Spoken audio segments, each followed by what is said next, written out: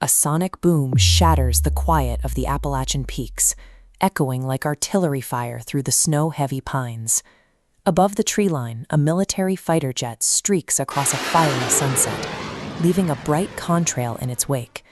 This is a routine overflight for the military, but for anyone living off the grid, that man-made thunder signals that the surveillance state is constantly hovering just above the clouds.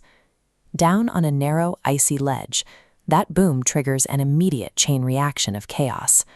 Homer, a massive Frisian draft horse, arches his back and digs his hooves into the freezing slick rock. Behind him, a pack mule kicks out in terror. Within seconds, lead ropes are tangled and heavy packs are thrown into the snowdrifts, threatening to drag the entire mule train off the mountain. The person leading this train faces a brutal mechanical dilemma. As an unregulated Neomage, they possess the innate magical ability to instantly soothe the animals. But reaching out with their natural magical signature would act like a flare gun. The military tracking networks scanning from orbit would detect the localized energy spike instantly. To cast a spell here is to invite immediate capture. For an unlicensed magic user, the instinct to use natural power to save their life is a direct beacon for the very state trying to hunt them down. Instead of innate magic, the Neomage reaches for a wooden walking stick capped with a heavy bloodstone handle. This tool conceals a deadly blade and serves as the rogue Neomage's primary survival mechanism. The bloodstone functions as an external battery. By focusing on the stone and whispering a series of nonsense words, the user projects a stored wave of calm into the Frisian horse, settling its nerves and planting its hooves firmly on the ice. The stone does the work, allowing the mage to influence the environment without leaking a single drop of their own trackable magical signature. The flaw in this system is supply. That pulse of calm drains the stone's stored energy almost completely.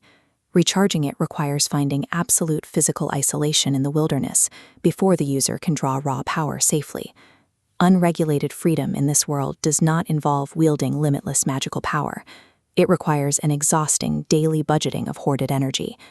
Every day is an exercise in fiercely suppressing your true nature, just to survive another night in the freezing cold. The reason for those military patrols comes down to societal fear. Highly conservative, religious orthodox factions among humanity view Neomages as biological contagions, living, breathing weapons that are too dangerous to exist in the open. The state's answer to this prejudice is the Enclave system. On paper, enclaves are pitched as sanctuaries where mages can live safely away from the mobs. In practice, they operate as high-end detention centers. The walls might be gold-plated, but the locks are heavy and the guards are always watching. Leaving an enclave involves a crushing bureaucracy. A Neomage cannot walk out the front gate. They need explicit permission from a governing Seraph, a specific visa, and a highly visible sigil of office at all times while in human territory. This map interface shows the technological layer of that containment. Whenever a mage steps into the human world, they are forced to wear satellite GPS locator bracelets. The state tracks their exact coordinates, second by second, boxing them into rigid, pre-approved travel grids until their visas expire. Physical safety inside the system is a highly transactional arrangement. It is granted only in exchange for the absolute, permanent surrender of a mage's bodily and spatial autonomy. This creates a trap for children born with magic, known as the Haven Paradox. Because the Enclave is the only place a mage child can physically survive growing up, they are conditioned to rely on its protections.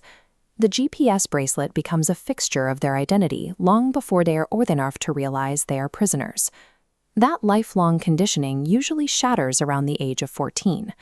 This is the biological window when a Neomage's innate gifts blossom, pulling the curtain back on the reality of their existence. Look at this central node in our diagram.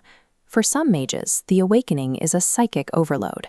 The mind opens in a way that erases the boundaries between the self and others, instantly forcing the teenager's brain to connect with the minds of those nearby. Now watch those connections multiply outward. Imagine being a teenager in the New Orleans Enclave. In a single second, your mind absorbs the thoughts of 1,200 captive mages at once. You are suddenly drowning in a psychic tidal wave of longing, shared captivity, and raw fear. When the psychic boundaries between yourself and the shared agony of 1,000 captives dissolve, the Enclave ceases to feel like a sanctuary. It becomes an intolerable psychic pressure cooker, where staying within the physical walls means drowning in the collective trauma of everyone else inside.